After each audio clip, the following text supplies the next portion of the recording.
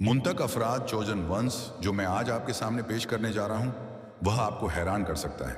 लेकिन यकीन मानिए, अगर आप यह देख रहे हैं तो यह इत्तेफाक नहीं है। अल्लाह ने आपको किसी खास मकसद से यहां तक पहुंचाया है और आपको आज रात से पहले यह पैगाम जरूर सुनना चाहिए। आपकी जिंदगी में कुछ बहुत ताकतवर होने जा रहा है। वह चीज जिसे आप मुद्दत से मांग रहे थे, जिसका आप तवक्को कर रहे थे, जिसकी दुआ आप करते रहे, अब वह सब आपकी सोच से भी तेजी से हो रहा है। शायद आपको अभी अंदाजा ना हो, लेकिन आप एक जबरदस्त बदलाव के कगार पर हैं। अल्लाह आपको चाहने से पाने के मुकाम पर ले जा रहे हैं।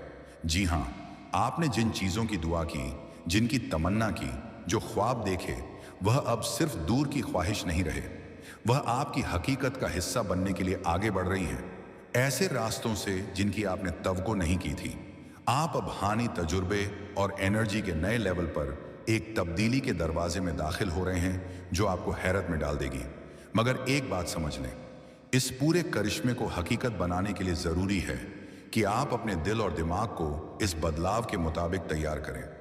यह सिर्फ सोच बदलने की बात नहीं, बल्कि एक रबानी घड़ी है जिसमें बरकतों और करामतों को कबूल करने के लिए आपको खुद को तैयार रखना है। यह जिंदगी बदल देने वाला पैगाम है। गहराई में जाने से पहले मैं चाहता हूं आप 3 काम करें। पहला, इस वीडियो को लाइक जरूर करें। दूसरा, चैनल को सब्सक्राइब करें ताकि हम 1000 सब्सक्राइबर्स तक पहुंच सकें। तीसरा, कमेंट में आमीन लिख दें।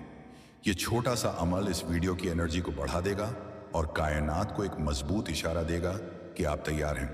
अगर आप वाकई चोजन वन हैं तो यह वीडियो आखिर तक जरूर देखेंगे, क्योंकि आपकी रूह जानती है कि यह पैगाम आपके लिए ही है।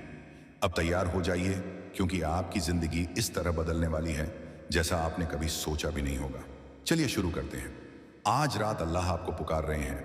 हर कोई इस पुकार को नहीं सुनेगा, लेकिन आप, जी हां, आप वह खास इंसान हैं जो इसे समझ सकते हैं। यह सिर्फ एक पैगाम नहीं, बल्कि एक रूहानी बेदारी है उन लोगों के लिए जो ईमानदारी से ईमान की राह पर चले हैं, कुरान और हदीस को थामे हुए हैं, जिनके दिल ने कुर्बानियों का लहू झेला है, मगर फिर भी कभी अल्लाह पर यकीन नहीं छोड़ा। यह रबानी बुलावा उसी वक्त आता है जब आप बिल्कुल भी उम्मीद नहीं कर रहे होते, मगर उसी वक्त इसकी सबसे ज्यादा जरूरत होती है। यह उन लोगों के लिए नहीं जो बस यूं ही कहते फिरते हैं कि वह चोजन है, बल्कि उनके लिए जिनके दिल ने कड़े हालातों में भी इस्तकामत बरकरार रखी। जिसकी राह आप देख रहे थे, वह पल अब करीब है। खुदा ने आज की रात को आपके लिए खास बना दिया है। अब आपकी जिम्मेदारी है इस बुलावे का जवाब देना। याद रखें, यह सिर्फ एक वादा नहीं, बल्कि आपके मुकद्दर का ऐलान है। अल्लाह ने आपको खास मकसद के लिए चुना है। आज रात रब्बानी विसाले हक का लम्हा है, क्योंकि अब आप एक नए रूहानी कदम के लिए तैयार हैं। क्या आपने कभी अपनी मुसीबतों का भार महसूस किया है? वह रातें जब नींद नहीं आती, आंसू थमते नहीं, और आपके दिल में यह सवाल गूंजता है, क्या मेरी सारी कुर्बानी बेकार चली गई? तो समझ लीजिए, यह लम्हा आपके लिए तसल्ली बनकर आया है। यह पैगाम आप तक इसलिए पहुंचा है क्योंकि अब आप तैयार हैं उस बरकत को पाने के लिए जिसने आपकी जिंदगी में हमेशा दस्तक दी है। मगर अब उसका वक्त आ गया है। आप एक नए रूहानी दर्जे में दाखिल होने जा रहे हैं, जहां कुछ खास लोग ही पहुंच पाते हैं। अब शक की कोई गुंजाइश नहीं रह गई। यह वह पल है जब आपको उस हकीकत को गले लगाना होगा जो अंदर से आप हमेशा से जानते थे। आपकी रूह ने हमेशा महसूस किया कि कोई बहुत बड़ा तोहफा आपका इंतजार कर रहा है। आपकी हर तकलीफ, हर तन्हाई, हर रद्दी ने आपको मजबूत बनाया है। और अब अल्लाह ने फैसला किया है कि आप उन तमाम इनामों के हकदार हो गए हैं जो आपके लिए मुकर्रर थे। आपने हिम्मत नहीं हारी, सब्र किया, और उसी के बदले अब रब की रहमत के दरवाजे आप पर खुलने जा रहे हैं। जिंदगी के शोरगुल में इंसान को लगता है कि वह अकेला है, मगर आप इस वीडियो पर इसलिए हैं क्योंकि आपके रब ने आपकी सुनी है। आपकी कुर्बानियों, आपके सब्र और आपके यकीन ने सब बदल दिया है। आज रात आसमान भी आपके इंतजार में है। आप चुने गए हैं क्योंकि आपने अपने रास्ते से रुख नहीं मोड़ा। आपने सबकी परवाह से ज्यादा अपने खुदा की राह को अहमियत दी। अब जो आने वाला है वह आपके अंदर छिपे मकसद का फल है, जिससे आपकी रूह हमेशा वाकिफ रही है। अब वक्त आ गया है उस मकसद पर कदम रखने का जिसके लिए अल्लाह ने आपको पैदा किया था। याद कीजिए वो लम्हे जब लगा कि हर रास्ता बंद हो गया है। शायद आपको महसूस हुआ कि दुनिया आपकी दुश्मन हो गई है, या हो सकता है आपने खुद पर भी शक किया हो, मगर हर कदम, हर आंसू, हर घबराहट आपको इसी रवानी मुलाकात की तरफ धकेल रही थी। अब आपको वह मकसद नजर आएगा जो हमेशा आपकी किस्मत में लिखा था। यह आपके चमकने का वक्त है, उस अंधेरे से बाहर निकलने का जहां आपने इतने इम्तिहान झेले। याद रखिए, अल्लाह का मकसद सिर्फ आपके लिए नहीं है, बल्कि उन तमाम लोगों के लिए भी है जो आपके जरिए रोशनी पाएंगे। आपका चुना जाना सिर्फ आपकी कामयाबी नहीं, बल्कि दूसरों की रहनुमाई भी है। आपकी जीत में दूसरों के लिए उम्मीद छिपी है। आपने ईमान और नेक नियत के साथ सफर तय किया है और अब आपका असली मकसद आप पर जाहिर होने वाला है। बहुतों को बुलावा मिलता है, मगर चंद लोग ही बाकी उसे सुन पाते हैं। आज रात अल्लाह आपको पुकार रहे हैं और आप उन चंद खास बंदों में से हैं जो इस पुकार को साफ साफ महसूस करेंगे। यह पुकार उनके लिए नहीं जो बस बातें बनाते हैं, बल्कि उनके लिए है जो मुश्किल घड़ियों में भी मोमिन बनकर डटे रहे। चौजन होने का सफर आसान नहीं होता। इसमें कुर्बानी, नुकसान और तन्हाई के अनगिनत मोड़ आते हैं, मगर इन्हीं लम्हों ने आपकी हकीकी कीमत साबित की है।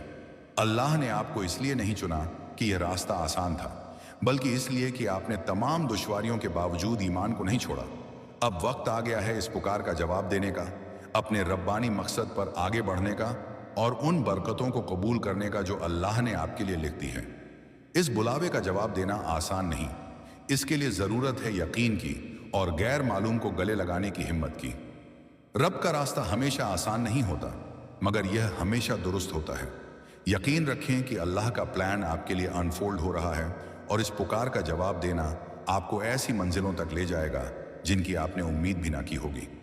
कुर्बानी में हमेशा खूबसूरती होती है। आपने अपनी जिंदगी, अपना वक्त, यहां तक कि अपने जज्बात भी अल्लाह के हवाले कर दिए, सिर्फ इस यकीन से कि रब आपके हालात बेहतर करेंगे। अब आपका रब आपकी हर कुर्बानी को सराहने के लिए तैयार है। आपके तमाम दर्द, तमाम इम्तिहान अल्लाह की नज़र में थे और अब वह आपकी आंखों से आंसू पचने आ रहे हैं। वह आपको हैरत में डालने के लिए तैयार है। आपने मानो आग का दरिया पार किया है और अब आप एक नए नूर के साथ उभर रहे हैं, मजबूत और खूबसूरत। अल्लाह कभी नहीं भूलते ना आपकी खामोश रातों को, ना आपके आंसुओं को, ना आपके मन के शिकवे को। वह ऐसे नवाजने वाले हैं कि आप देखकर दंग रह जाएंगे। यह इनाम सिर्फ माल दौलत या हिफाजत तक महदूद नहीं, बल्कि रूहानी, जज्बाती और जिंदगी बदल देने वाले तौर पर महसूस होगा। हर जख्म पर मरहम लगेगी। आपने हौसला रखकर सब्र से यह रास्ता तय किया है और अब उसका फल आपकी दहलीज पर दस्तक दे रहा है। कुर्बानी सिर्फ देने का नाम नहीं, यह उसकी आजमाइश भी है कि मुसीबतों में भी आपका ईमान कायम रहा या नहीं। सबसे अंधेरी रातों में भी आपके ईमान ने आपको रोशन रखा और अब वही ईमान आपको उजाले की तरफ ले जाएगा।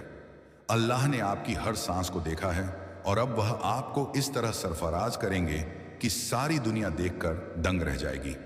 यह इनाम सिर्फ परेशानियों का खात्मा नहीं होगा, बल्कि एक नई शुरुआत होगी। बेशुमार मौकों, सुकून और तरक्की का दरवाजा खुल जाएगा। आपके सब्र ने आपके लिए एक ऐसी जमीन तैयार की है जहां अल्लाह की रहमत बरसेगी। जिंदगी के अंधेरों ने आपको मजबूत बनाया और अब आप उस उजाले में कदम रखेंगे जिसका वादा आपसे हमेशा किया गया था। हो सकता है आपके सब्र का सिला आपको फौरन नहीं मिला हो, मगर अल्लाह ने आपके बोए हर बीज को नोट कर लिया है। आपकी छुपी दुआएं, तन्हा रातें, वह लम्हे जब आपने खुद कुछ ना होते हुए भी दूसरों की मदद की, सब रब की किताब में दर्ज है। अब वक्त आ गया है कि आपको उसका फल मिले, वह कर्म मिले जो आपके दिल को सुकून दे। आपका इनाम सिर्फ एक तोहफा नहीं, बल्कि आपके ईमान की तस्दीक है। यह उस वफादारी का नतीजा है जो आपने अल्लाह की राह पर चलकर दिखाई है।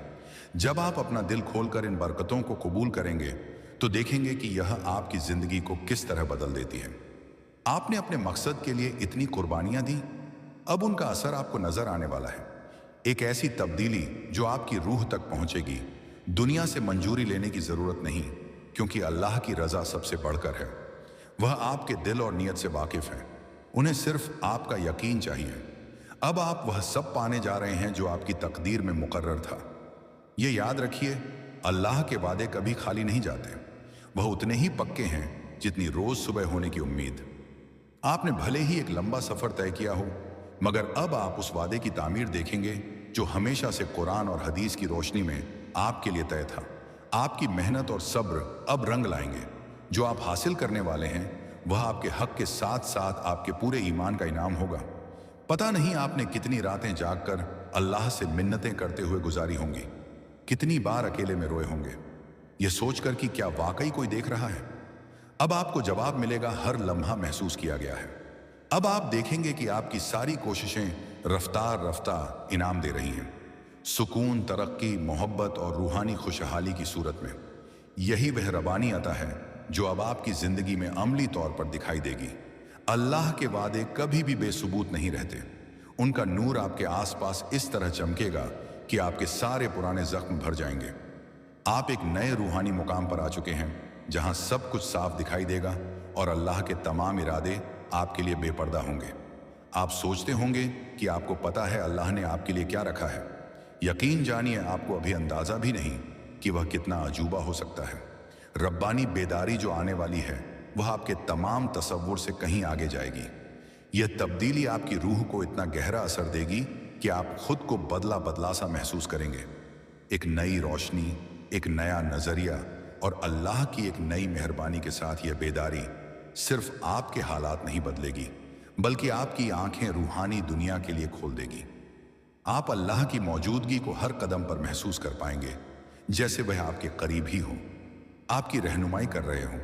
जब यह स्पिरिचुअल अवेकनिंग आपकी रग रग में समा जाएगी तो आप हर चीज का एक नया पहलू देखेंगे।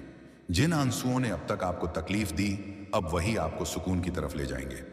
यह महज एक जज्बाती तजुर्बा नहीं, बल्कि आपकी पूरी जिंदगी को एक नई दिशा देने वाला रब्बानी इनकलाब है। तैयार हो जाइए एक ऐसे रूहानी मुकाम के लिए जहां आपका ताल्लुक अल्लाह से और भी गहरा हो जाएगा। आपकी रूहानी हसासियत इतनी बढ़ जाएगी कि आप बेशुमार निशानियों को साफ देख सकेंगे।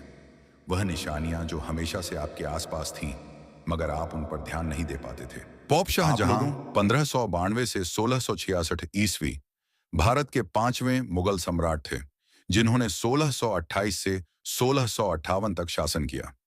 उनका पूरा नाम अब्बू अल मुजफ्फर शिहाबुद्दीन मोहम्मद शाहजहां बादशाह गाजी था। वे महान सम्राट जहांगीर के पुत्र और अकबर महान के पोते थे। उनका शासनकाल मुगल साम्राज्य का स्वर्ण युग, गोल्डन एज कहा जाता है, क्योंकि इस समय कला, स्थापत्य, साहित्य, संगीत और शांति ने अपने चरम को प्राप्त किया। शाहजहां का नाम इतिहास में सबसे अधिक ताजमहल के निर्माण के कारण अमर हुआ, जो उन्होंने अपनी प्रिय पत्नी मुमताज महल की याद में बनवाया था। परंतु शाहजहां की महानता केवल इस एक स्मारक तक सीमित नहीं है। उन्होंने भारत में प्रशासनिक, स्थापत्य और सांस्कृतिक उत्कृष्टता का नया युग स्थापित किया। प्रारंभिक जीवन और परिवार। शाहजहां का जन्म 5 जनवरी 1592 ईस्वी को लाहौर, वर्तमान पाकिस्तान में हुआ था। उनके पिता का नाम सम्राट जहांगीर नूरुद्दीन मोहम्मद सलीम था और माता का नाम जगत गोसाई राजकुमारी मनमथीबाई था, जो जोधपुर के राज परिवार से थीं। उनका बाल्यकाल बहुत विलासिता परंतु अनुशासन में बीता। अकबर की विशाल साम्राज्यिक व्यवस्था में शाहजहां को बचपन से ही शिक्षा, नीति, युद्ध कला और प्रशासन के सभी गुण सिखाए गए। उनका बाल्यकाल का नाम था खुर्रम। खुर्रम का अर्थ होता है खुश, आनंदित, प्रसन्न। यह नाम स्वयं अकबर ने उन्हें दिया था, क्योंकि उन्होंने अपने बचपन में ही बुद्धिमानी और विनम्रता के गुण दिखाए थे। शिक्षा और प्रशिक्षण। शाहजहां को फारसी, अरबी, तुर्की, संस्कृत और गणित की शिक्षा दी गई। उन्हें युद्ध कला, तलवारबाजी, घुड़सवारी और रणनीति में महारत हासिल थी। उन्होंने कम उम्र में ही अनेक छोटे अभियानों में भाग लिया और अपनी वीरता से मुगल दरबार में प्रसिद्ध हुए। विवाह और मुमताज महल शाहजहां की सबसे प्रसिद्ध और प्रिय पत्नी थीं अर्जुमंद बानो बेगम, जिन्हें बाद में मुमताज महल का खिताब मिला। विवाह 1612 में हुआ। कहा जाता है कि शाहजहां ने उन्हें पहली बार देखा तो तुरंत प्रेम में पड़ गए थे। उनके प्रेम की गहराई आज भी इतिहास में अमर है। मुमताज महल अत्यंत सुंदर, विदुषी और दयालु स्वभाव की महिला थीं। वे शाहजहां के साथ हर युद्ध, हर यात्रा में जाती थीं। उन्होंने उन्हें 14 संतानें दी, जिनमें से औरंगजेब बाद में सम्राट बने। मुमताज महल की मृत्यु 1631 ईस्वी में, जब शाहजहां दक्षिण भारत में दक्कन के युद्ध पर थे, वहीं बुरहानपुर में मुमताज महल की मृत्यु प्रसव के दौरान हुई। यह घटना शाहजहां के जीवन का सबसे बड़ा दुख थी। उन्होंने अपने जीवन की सबसे बड़ी रचना ताजमहल अपनी प्रिय पत्नी की याद में बनवाया। सिंहासनारोहण 1628 ई। जहांगीर की मृत्यु के बाद 1627 में उत्तराधिकार का प्रश्न उठा। शाहजहां को सत्ता प्राप्त करने के लिए अपने भाइयों और दरबारी विरोधियों से संघर्ष करना पड़ा। अंततः 1628 में आगरा के पास अग्रास अग्रा फोर्ट में उनका राज्याभिषेक हुआ और वे भारत के 5वें मुगल बादशाह बने। सिंहासन ग्रहण करते ही शाहजहां ने साम्राज्य में शांति, न्याय और स्थायित्व लाने के लिए कठोर प्रशासनिक सुधार किए। उन्होंने विद्रोहों को शांत किया, सीमाओं को मजबूत किया और आर्थिक समृद्धि को बढ़ावा दिया। प्रशासनिक नीति शाहजहां का शासन मुगल प्रशासन के शिखर पर था। उन्होंने अपने पूर्वजों की तरह केंद्रित शासन प्रणाली, सेंट्रलाइज्ड एडमिनिस्ट्रेशन अपनाई, लेकिन उसमें संतुलन और न्याय का अद्भुत उदाहरण प्रस्तुत किया। उनका प्रशासन 4 प्रमुख स्तंभों पर आधारित था। 1 न्याय, जस्टिस। 2 आर्थिक सुधार, इकोनॉमिक स्टेबिलिटी। 3 शांति और सुरक्षा, पीस एंड ऑर्डर। 4 सांस्कृतिक एकता, कल्चरल हार्मनी। वे अपने दरबार में अत्यंत अनुशासित और नीतिप्रिय शासक माने जाते थे। उनकी निगरानी में सारे राज्य के कार्य नियमित रूप से होते थे। भूमि व्यवस्था, कर प्रणाली, सेनाओं का प्रबंधन और व्यापार का विस्तार। मत एक शाहजहां ने मुगल प्रशासन को इतना परिपक्व बनाया कि औरंगजेब के कठोर शासन के बावजूद साम्राज्य कई वर्षों तक स्थिर रहा। इतिहासकार सर थॉमस रो स्थापत्य और कला का उत्कर्ष शाहजहां को निर्माण कला का सम्राट कहा जाता है। उनके काल में भारत ने स्थापत्य के क्षेत्र में वह ऊंचाई देखी जिसे आज भी दुनिया सलाम करती है। प्रमुख निर्माण कार्य 1 ताजमहल 1631 से 1648, आगरा में मुमताज की याद में 2, लाल किला रेड फोर्ट, दिल्ली में उनका नया राजमहल 3, जामा मस्जिद दिल्ली में भारत की सबसे भव्य मस्जिद चौथा मोती मस्जिद, अग्र फोर्ट शुद्ध संगमरमर से निर्मित 5, शालीमार बाग कश्मीर सौंदर्य और शांति का प्रतीक। इन सभी निर्माणों में सफेद संगमरमर, कीमती पत्थरों, नक्काशी और ज्यामितीय डिजाइन का अद्भुत संगम देखने को मिलता है। यही कारण है कि शाहजहां का युग मुगल स्थापत्य का स्वर्ण काल कहा जाता है। मत 2। यदि अकबर ने मुगल साम्राज्य को स्थिरता दी तो शाहजहां ने उसे सौंदर्य दिया। अबुल फजल मुगल इतिहासकार। आर्थिक और व्यापारिक नीतियां शाहजहां के शासन में भारत की आर्थिक स्थिति अत्यंत सशक्त थी। कृषि, हस्तकला और विदेशी व्यापार अपने चरम पर था। भारतीय वस्त्र, रेशम, मसाले और हीरे यूरोप तक निर्यात किए जाते थे। उन्होंने नहरों, पुलों और सड़कों का निर्माण करवाया जिससे परिवहन और सिंचाई में सुधार हुआ। राजस्व प्रणाली को सुव्यवस्थित किया और भ्रष्टाचार पर नियंत्रण किया। मत 3। शाहजहां का शासन आर्थिक दृष्टि से इतना सशक्त था कि भारत का धन अनुपात विश्व के किसी भी साम्राज्य से अधिक था। बर्नियर फ्रांसीसी यात्री। अगले भाग में हम विस्तार से देखेंगे शाहजहां का सैन्य अभियान, धार्मिक नीति, पारिवारिक संघर्ष और अंतकाल। साथ ही शेष 9 मत भी क्रमशः जोड़े जाएंगे। शाहजहां केवल स्थापत्य के शहंशाह नहीं थे, बल्कि एक कुशल योद्धा और रणनीतिक सम्राट भी थे। उनके शासनकाल में मुगल साम्राज्य ने भौगोलिक विस्तार, राजनैतिक स्थिरता और सीमाओं की सुरक्षा तीनों में उल्लेखनीय सफलता पाई। 1। दक्षिण भारत के अभियान, डेक्कन कैंपेन्स। मुगल साम्राज्य के लिए दक्षिण भारत, दक्कन, हमेशा चुनौतीपूर्ण क्षेत्र रहा। यहाँ अहमदनगर, बीजापुर और गोलकुंडा जैसी शक्तियां मौजूद थीं।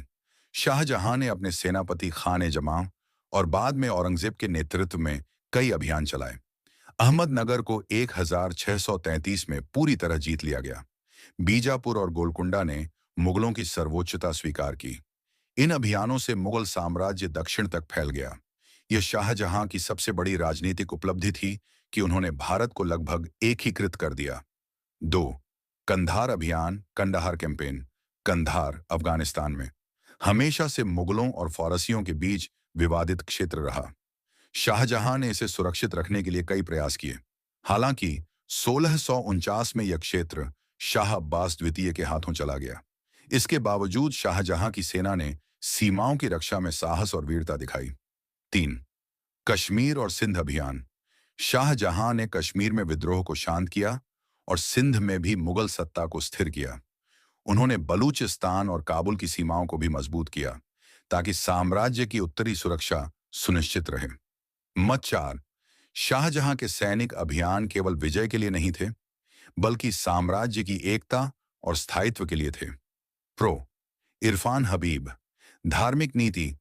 शाहजहां की धार्मिक नीति संतुलन और सहिष्णुता पर आधारित थी। वे एक सच्चे मुस्लिम थे, परंतु उन्होंने अन्य धर्मों के प्रति कभी असहिष्णुता नहीं दिखाई। इस्लामी दृष्टिकोण। शाहजहां ने इस्लाम को न्याय, दया और समानता के आधार पर देखा। उन्होंने मस्जिदों, मदरसों और धार्मिक संस्थानों को सहायता दी। जामा मस्जिद, दिल्ली इसका उत्कृष्ट उदाहरण है, जो धार्मिक भव्यता और शांति का प्रतीक है। हिंदू समाज के प्रति नीति। उनके दरबार में कई हिंदू सरदार, मंत्री और अधिकारी थे। राजपूत राजकुमारों से उनके संबंध सौहार्दपूर्ण थे। उन्होंने मंदिरों या धार्मिक स्थलों को कभी नष्ट नहीं किया, बल्कि कई को संरक्षण दिया। कई जगहों पर हिंदू त्योहारों की अनुमति दी जाती थी। मत 5. शाहजहां का शासन धार्मिक दृष्टि से सबसे संतुलित था। न वह उदारता में अकबर जैसा था, न कट्टरता में औरंगजेब जैसा। पंडित जगन्नाथ शर्मा। धार्मिक संस्थान और शिक्षा। उन्होंने इस्लामी शिक्षा के केंद्र बनाए, जैसे लाहौर, आगरा और दिल्ली के मदरसे। इन स्थानों पर कुरान, हदीस, दर्शन और गणित की पढ़ाई होती थी। साथ ही उन्होंने फारसी और संस्कृत विद्वानों को भी संरक्षण दिया। कला, साहित्य और स्थापत्य का स्वर्ण काल। शाहजहां का युग कला और सौंदर्य का चरम बिंदु था। उनकी सौंदर्य दृष्टि ने भारत को ऐसे स्मारक दिए जो आज भी विश्व के आश्चर्यों में गिने जाते हैं। स्थापत्य कला। उनके सभी निर्माणों में संगमरमर, नक्काशी, सममिति, सिमेट्री और संतुलन, बैलेंस का अद्भुत मेल है। उन्होंने दिल्ली को अपनी नई राजधानी बनाया और लाल किला, रेड फोर्ट का निर्माण कराया। यह किला केवल एक राजमहल नहीं, बल्कि एक सांस्कृतिक प्रतीक है, जिसमें भारत की कला, शक्ति और भव्यता एक साथ झलकती है। जामा मस्जिद। 1656 में निर्मित यह मस्जिद 25,000 लोगों को एक साथ नमाज पढ़ने की सुविधा देती है। इसका लाल पत्थर और संगमरमर का मेल अद्भुत है। यह शाहजहां की धार्मिक भावना और स्थापत्य प्रतिभा दोनों का प्रमाण है। मत 6. शाहजहां के स्थापत्य में कला, धर्म और विज्ञान तीनों का संगम दिखाई देता है। डॉ. जॉन मार्शल, पुरातत्वविद। साहित्यिक योगदान। शाहजहां के काल में फारसी साहित्य और कविता का उत्कर्ष हुआ। उनके दरबार में अनेक कवि और इतिहासकार थे, जैसे अब्दुल हमीद लाहौरी, जिन्होंने बादशाहनामा लिखा। इस युग में दरबारी भाषा के रूप में फारसी का प्रभाव इतना बढ़ा कि यह भारतीय प्रशासन की प्रमुख भाषा बन गई। सांस्कृतिक नीति। शाहजहां का दरबार न केवल राजनीति का केंद्र था, बल्कि संस्कृति, संगीत और कला का भी केंद्र था। दरबार में संगीतकार, चित्रकार, कवि और वास्तुकारों को विशेष सम्मान दिया जाता था। चित्रकला में सूक्ष्म विवरण और भावनात्मक चित्रण का विकास हुआ। दरबारी संगीत में शास्त्रीय रागों का प्रयोग बढ़ा। परिधान, गहनों और दरबारी सजावट में भव्यता आई। मत 7. शाहजहां के शासन में भारतीय संस्कृति ने मुगल प्रभाव के साथ मिलकर एक नई पहचान बनाई। भारतीय इस्लामी संस्कृति। अल्ताफ हुसैन हाली। आर्थिक समृद्धि। शाहजहां के समय भारत विश्व का सबसे समृद्ध देश था। विदेशी यात्रियों जैसे निकोलस मैनुची, बर्नियर और टैवर्नियर ने भारत की दौलत और व्यवस्था की प्रशंसा की। कृषि उपज भरपूर थी और उद्योगों जैसे रेशम, बुनाई, हीरा, हाथी दांत और मसाले का व्यापार बहुत फल फूल रहा था। उन्होंने मुद्रा व्यवस्था को स्थिर किया और नए सिक्के जारी किए, जिनमें उनके नाम और कुरान की आयतें अंकित थीं। मत 8. शाहजहां के शासन में भारत न केवल सौंदर्य का प्रतीक था, बल्कि आर्थिक समृद्धि का भी केंद्र था। फ्रांसीसी यात्री बर्नियर। शाहजहां के कुल 14 संतानें थीं, जिनमें से कुछ प्रमुख इस प्रकार हैं। 1. दारा शिकोह, सबसे बड़े पुत्र, विद्वान, सूफी विचारक और शाहजहां के उत्तराधिकारी के रूप में प्रिय। 2. शुजा, बंगाल और असम के सूबेदार। 3. मुराद बख्श, गुजरात के शासक। 4. औरंगजेब, धार्मिक रूप से कठोर थी। इस्लाम धर्म दुनिया का दूसरा सबसे बड़ा और सबसे तेजी से फैलने वाला धर्म है। यह धर्म अल्लाह, एकमात्र ईश्वर, पर विश्वास, मानवता की भलाई, न्याय, दयालुता और शांति पर आधारित है। इस्लाम शब्द अरबी भाषा के सलाम से बना है, जिसका अर्थ है शांति और अल्लाह के आदेशों के प्रति समर्पण। जो व्यक्ति इस धर्म को मानता है उसे मुसलमान कहा जाता है, जिसका अर्थ है वह जो अल्लाह के प्रति समर्पित हो गया। इस्लाम का मूल आधार, इस्लाम की नींव एकेश्वरवाद, तौहीद पर रखी गई है। इस सिद्धांत के अनुसार केवल एक ही ईश्वर है, अल्लाह, जो न किसी का पुत्र है, न किसी का पिता, न उसका कोई साझीदार है। कुरान, इस्लाम की पवित्र किताब, में कहा गया है, कहो वह अल्लाह एक है। अल्लाह सबसे निरपेक्ष है, न वह किसी से पैदा हुआ, न किसी ने उसे जन्म दिया और न कोई उसका समान है। सूरह अल इखलास 112-104। इस्लाम का अर्थ और उद्देश्य। इस्लाम का उद्देश्य केवल धर्म पालन नहीं, बल्कि जीवन का पूर्ण संतुलन है। यह व्यक्ति को सिखाता है कि अल्लाह की इबादत करो, इंसानों के साथ अच्छा व्यवहार करो, सत्य, ईमानदारी और न्याय को अपनाओ और हर हाल में शांति बनाए रखो। इस्लाम यह नहीं कहता कि मनुष्य केवल पूजा पाठ करे, बल्कि यह भी कहता है कि वह अपनी नैतिक जिम्मेदारियों को पूरा करे, परिवार, समाज और मानवता की भलाई के लिए काम करे। पैगंबर मोहम्मद का जीवन इस्लाम का प्रचार करने वाले अंतिम पैगंबर थे, हजरत मोहम्मद। उनका जन्म 570 ईस्वी में मक्का, अरब में हुआ। उनके बचपन का नाम मोहम्मद बिन अब्दुल्लाह था। उनके माता पिता का नाम था आमिना और अब्दुल्लाह। मोहम्मद का जीवन सादगी, ईमानदारी और दया का प्रतीक था। लोग उन्हें अल अमीन, विश्वसनीय, और अस-सादिक, सत्यवादी कहते थे। जब अल्लाह ने उन्हें पैगंबरी दी, तब उन्होंने लोगों को तौहीद, एक ईश्वर में विश्वास की दावत दी। उन्होंने कहा, लोगों, कहो कि अल्लाह एक है और सफलता पाओ।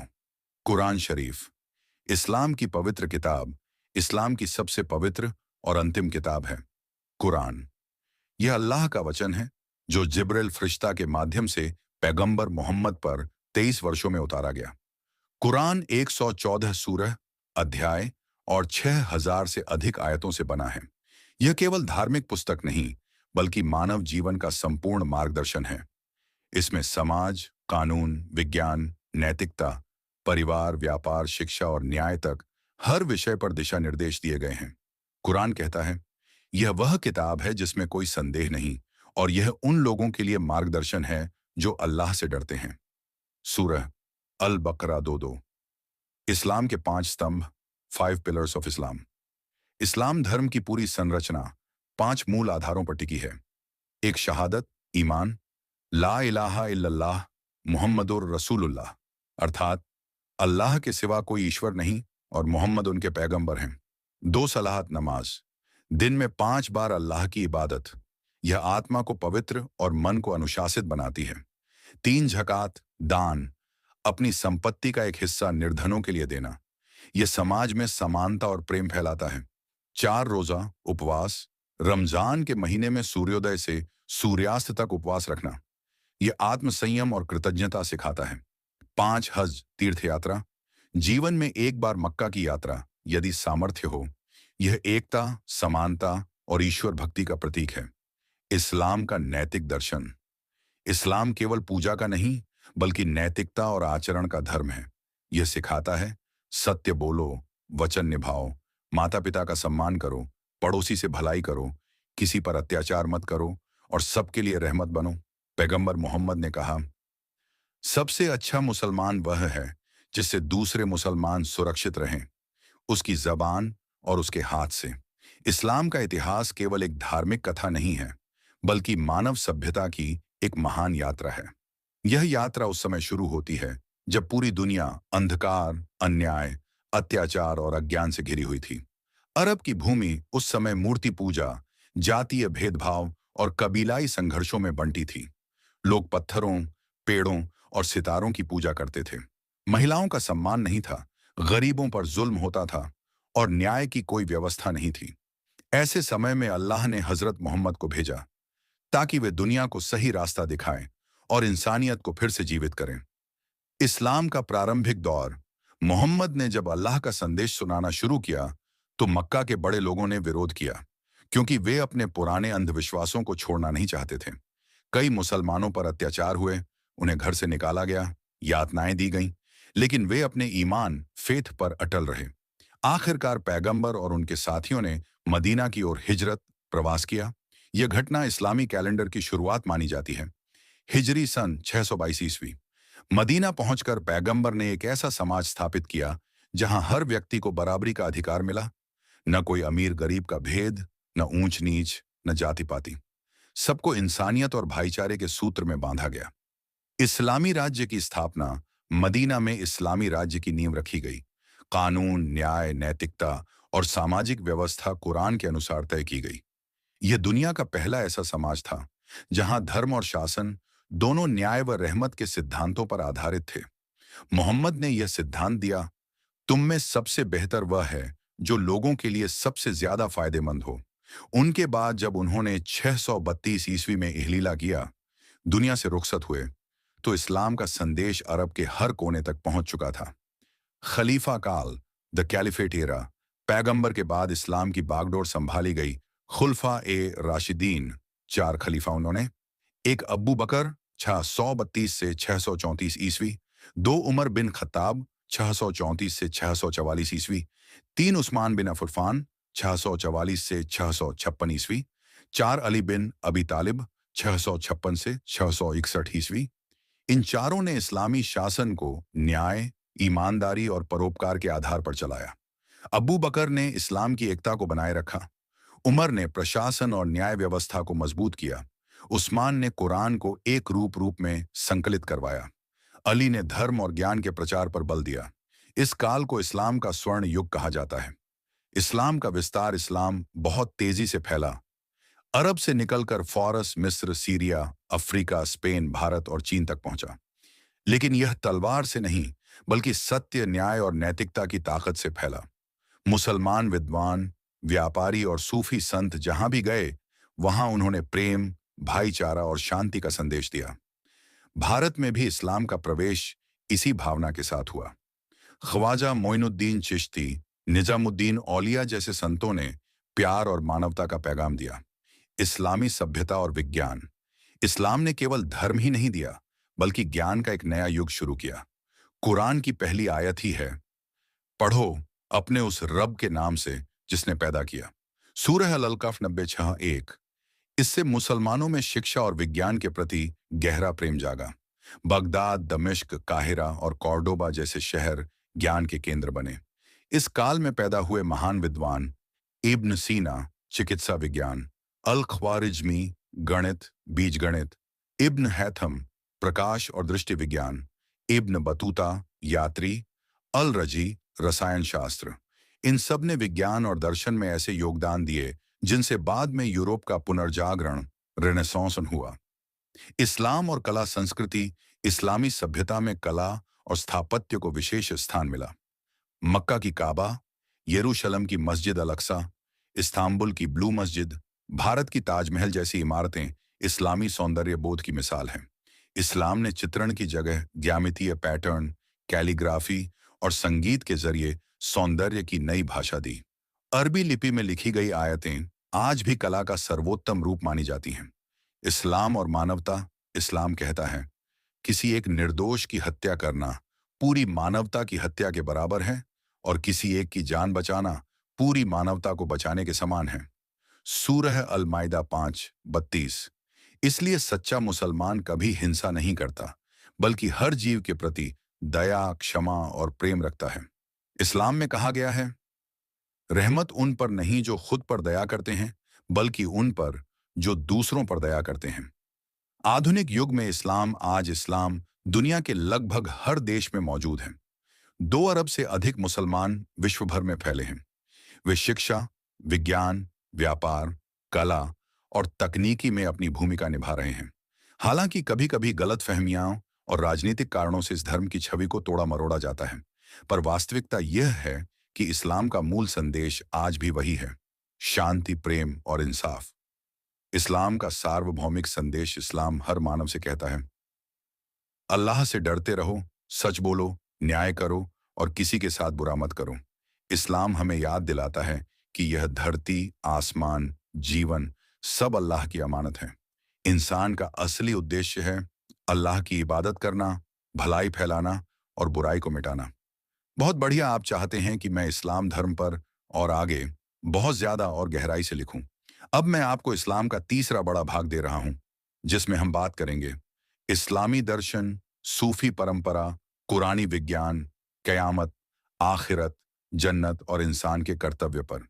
यह भाग बहुत विस्तृत और भावनात्मक है। जैसा आपने कहा, बीच में 12 मत नहीं लिखा जाएगा। इस्लाम का दर्शन, इस्लामिक फिलॉसफी। इस्लाम केवल एक धर्म नहीं, बल्कि जीवन का पूर्ण दर्शन है। यह बताता है कि इंसान कौन है, जीवन का उद्देश्य क्या है और मृत्यु के बाद क्या होगा। कुरान कहता है, मैंने जिन्न और इंसान को केवल अपनी इबादत के लिए पैदा किया। सूरह अज झारियात 51 मिनट 56 सेकंड। इससे यह स्पष्ट होता है कि इस्लाम के अनुसार मनुष्य का असली उद्देश्य है अल्लाह की इबादत और भलाई करना। इबादत केवल नमाज या रोजा नहीं, बल्कि हर नेक काम इबादत है। जैसे सच्चाई बोलना, जरूरतमंद की मदद करना, अपने माता पिता की सेवा करना और किसी को मुस्कुराहट देना भी इबादत है। इस्लाम का ईश्वर दर्शन, तौहीद। इस्लाम का सबसे बड़ा सिद्धांत है तौहीद, यानी अल्लाह एक है। वह ना दिखता है, न जन्म लेता है, न मरता है, न उसका कोई साझीदार है। वह हर जगह मौजूद है, सबका रचयिता है और सब पर दया करने वाला है। कुरान कहता है, अल्लाह वह है जिसने आसमानों और जमीन को बनाया, रात और दिन को एक दूसरे के पीछे लाया। सोचने वालों के लिए इसमें निशानियां हैं। सूरह आल इमरान 3:190। इस्लामी दृष्टि में अल्लाह इंसान के बहुत करीब है। हम उसकी गर्दन की नस से भी ज्यादा उसके करीब हैं। सूरह काफ 50:16। इसका अर्थ यह है कि इंसान चाहे कहीं भी हो, उसका हर कार्य, हर विचार, हर इरादा अल्लाह की नजरों में है। इसलिए मुसलमान हर काम ईमानदारी और नीयत की पवित्रता से करता है। इस्लाम और आत्मा, सोल इन इस्लाम। इस्लाम के अनुसार इंसान दो तत्वों से बना है, जिस्म, शरीर और रूह, आत्मा। शरीर मिट्टी से बना है और नश्वर है, पर आत्मा अल्लाह का अमानत है और अमर है।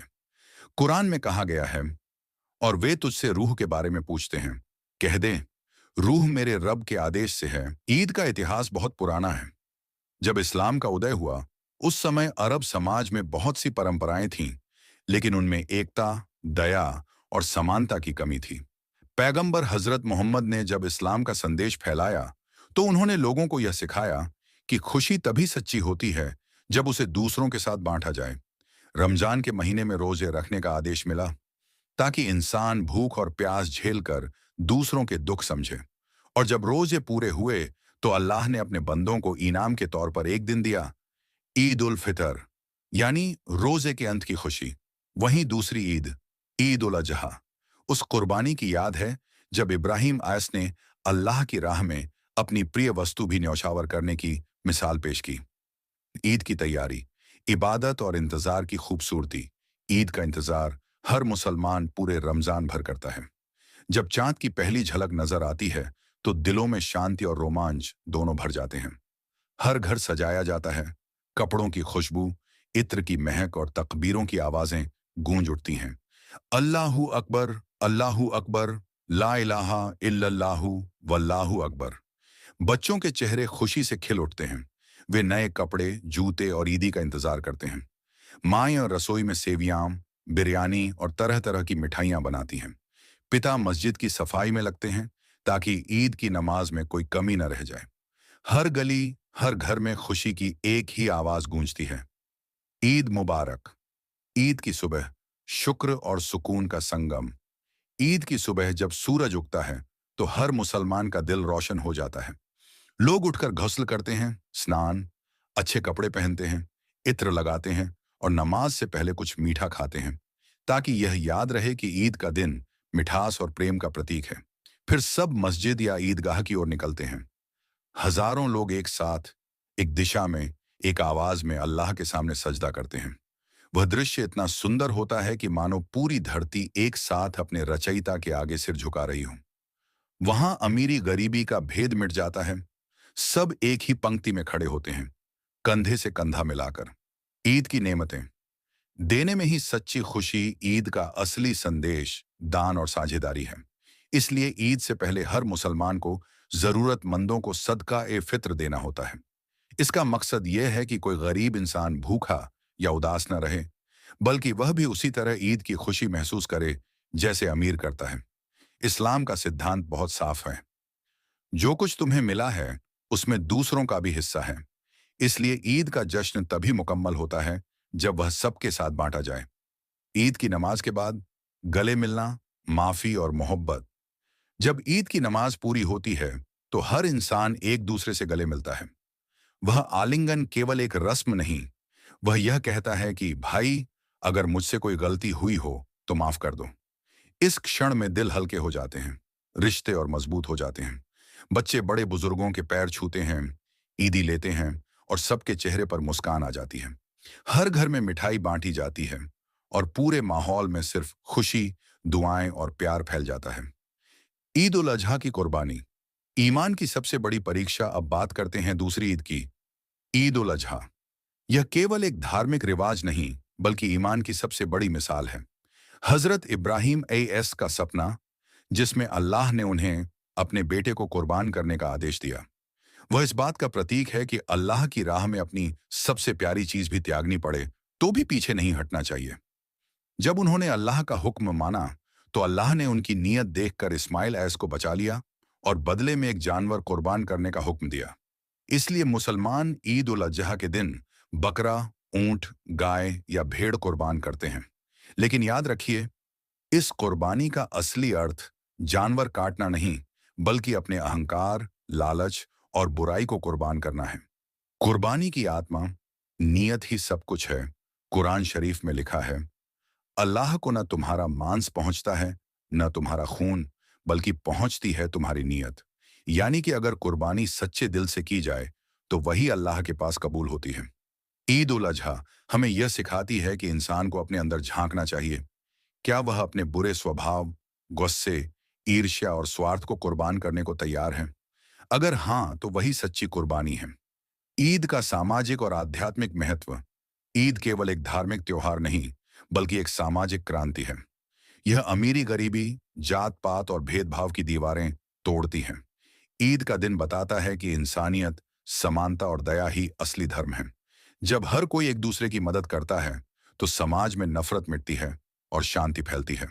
ईद का उद्देश्य यही है, दिल साफ करो, नियत पाक बनाओ और इंसानों के बीच मोहब्बत फैलाओ। ईद का वैश्विक स्वरूप, ईद की खूबसूरती यह है कि यह सीमाओं से परे है। काबा से लेकर कश्मीर तक, अफ्रीका से लेकर अमेरिका तक, हर जगह मुसलमान एक ही छांव देखकर एक ही तकबीर पढ़ते हैं। हर जगह बच्चे हंसते हैं, घर सजते हैं, नमाजें होती हैं और मिठाइयां बांटी जाती हैं। यह दिखाता है कि इस्लाम का संदेश विश्व बंधुत्व, यूनिवर्सल ब्रदरहुड का है। ईद का आध्यात्मिक संदेश, ईद हमें याद दिलाती है कि सच्चा ईमान सिर्फ इबादतों में नहीं, बल्कि दूसरों की भलाई में है। जो मुसलमान अपने पड़ोसी को भूखा नहीं देख सकता, जो दूसरों की गलती माफ कर देता है, जो दूसरों की मदद करता है, वही ईद की रूह को समझता है। ईद हमें यह भी सिखाती है कि खुश रहना एक इबादत है, पर दूसरों को खुश रखना उससे भी बड़ी इबादत है।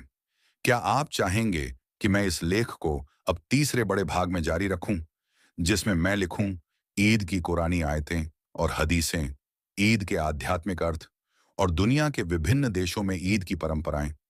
बताइए, क्या मैं इसे आगे बढ़ाऊं? ईद इस्लाम का सबसे पवित्र और आनंदपूर्ण त्योहार है, जो मुसलमानों के जीवन में शुक्र, शांति और शुक्रगुजारी का संदेश देता है। ईद शब्द अरबी भाषा का है, जिसका अर्थ है वापसी का दिन या खुशियों की पुनरावृत्ति। यह वह दिन होता है जब मुसलमान अपनी मेहनत, इबादत, रोजे, कुर्बानी और नेकी के बदले अल्लाह ताला से रहमत और बरकत पाते हैं। ईद दो प्रमुख प्रकार की होती है। एक ईद उल फितर, ईद अल फितर, रमजान के महीने के बाद मनाई जाती है। दो ईद उल अजहा, ईद अल अधा, हजरत इब्राहिम आयस की कुर्बानी की याद में मनाई जाती है। ईद उल फितर रोजे की मुकम्मल खुशी ईद उल फितर को रोजा खोलने की ईद कहा जाता है। एक पूरा महीना मुसलमान रोजा रखते हैं। सुबह से लेकर शाम तक न खाने, न पीने, न बुराई करने का संकल्प लेते हैं। रोजा केवल भूख प्यास से रोकना नहीं, बल्कि आत्मा को पवित्र बनाना, सब्र सिखाना और गरीबों के दुख समझना है। रमजान के अंत में जब चांद दिखाई देता है, तो सारे मुसलमानों के दिलों में खुशी की लहर दौड़ जाती है। हर घर में ईद मुबारक की आवाजें गूंज उठती हैं। लोग नए कपड़े पहनते हैं, मस्जिदों में नमाज पढ़ते हैं और गरीबों को फितरा दान देते हैं, ताकि हर व्यक्ति ईद की खुशी मना सके। फितरा बराबरी और इंसाफ का पैगाम इस्लाम सिखाता है कि ईद केवल अमीरों की नहीं, बल्कि हर इंसान की खुशी का दिन हो। इसलिए हर मुसलमान पर फर्ज है कि वह ईद की नमाज से पहले जरूरतमंदों को कुछ अनाज, कपड़ा या धन दे, ताकि कोई भूखा या उदास न रहे। इस दान को सदका ए फित्र कहा जाता है। यह दान अल्लाह की नजर में सबसे प्यारा काम है, क्योंकि यह इंसानियत को एक साथ जोड़ता है। ईद की नमाज एकता और शुक्र का प्रतीक। ईद की सुबह जब सूरज उगता है, तो दुनिया भर के मुसलमान एक ही दिशा में, एक ही दिल से अल्लाह के सामने झुकते हैं। यह दृश्य केवल एक धार्मिक रिवाज नहीं, बल्कि एकता, प्रेम और विनम्रता का प्रतीक है।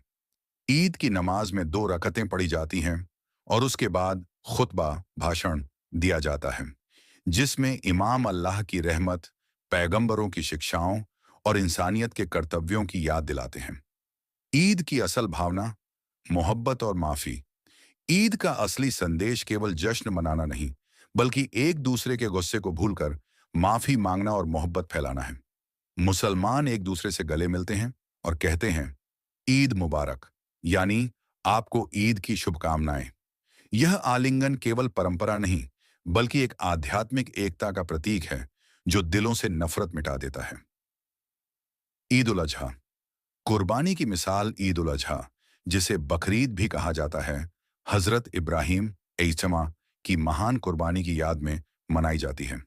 अल्लाह ने इब्राहिम से कहा कि वे अपनी सबसे प्यारी चीज अल्लाह की राह में कुर्बान करें। उन्होंने बिना झिझक अपने बेटे इस्माइल अजान को कुर्बान करने की तैयारी कर ली, लेकिन अल्लाह ने उनकी नीयत देखकर बेटे को बचा लिया और उसकी जगह एक मेढ़ा कुर्बान करने का हुक्म दिया। इस घटना से यह शिक्षा मिलती है कि सच्चा ईमान वही है जो अल्लाह के आदेश पर अपनी इच्छाओं और मोह को भी त्याग दे। कुर्बानी का मतलब केवल जानवर काटना नहीं, बल्कि अपने अंदर की स्वार्थ, घमंड, लालच और नफरत को कुर्बान करना है। ईद की दावतें प्यार और साझेदारी की मिसाल। ईद का दिन स्वादिष्ट पकवानों से भी भरा होता है। सेवियां, बिरयानी, कबाब और मिठाइयां हर घर में बनती हैं। लेकिन असली स्वाद तब आता है जब यह खाना सिर्फ अपने लिए नहीं, बल्कि पड़ोसियों, रिश्तेदारों और गरीबों के साथ बांटा जाता है। यही इस्लाम की रूह है। खुशी बांटो, मोहब्बत फैलाओ। पूरी दुनिया में ईद की रौनक, ईद का उत्सव केवल किसी एक देश या संस्कृति तक सीमित नहीं। अरब से लेकर Bharat, Pakistan, Indonesia, Africa, Europe, America, हर जगह मुसलमान उसी जोश, शांति और विनम्रता से ईद मनाते हैं। भले ही भाषाएं, पहनावे और खान पान अलग हों, मगर भाव एक ही है, अल्लाह के प्रति कृतज्ञता और इंसानियत के प्रति प्रेम। आधुनिक युग में ईद का महत्व। आज के युग में जब दुनिया विभाजन, युद्ध और स्वार्थ से जूझ रही है, ईद का संदेश पहले से ज्यादा जरूरी हो गया है कि इंसानियत सबसे बड़ा धर्म है। ईद हमें याद दिलाती है कि असली खुशी दूसरों की मदद करने में है, न कि केवल अपने आराम में। ईद का सार्वभौमिक संदेश। ईद का सारांश यही है, नेकी करो, इंसाफ से जियो, दूसरों की मदद करो और अल्लाह का शुक्र अदा करो। यह केवल मुसलमानों के लिए नहीं, बल्कि पूरे मानव समाज के लिए एक मार्गदर्शन है। ईद हर दिल में यह उम्मीद जगाती है कि एक दिन दुनिया नफरत से ऊपर उठकर सिर्फ प्यार, शांति और भाईचारे से भरी होगी। क्या आप चाहेंगे कि मैं इसे आगे पूरा 20,000 वाक्यों तक विस्तार में जारी रखूं, जिसमें ईद के इतिहास, परंपराएं, कुरानी आयतें, पैगंबर मोहम्मद की हदीसें और आधुनिक सामाजिक प्रभाव को भी जोड़ दूं? अगर हाँ, तो मैं अगला भाग तुरंत शुरू कर दूं। क्या आप चाहते हैं कि मैं ईद उल फितर और ईद उल अजहा दोनों को अलग अलग विस्तृत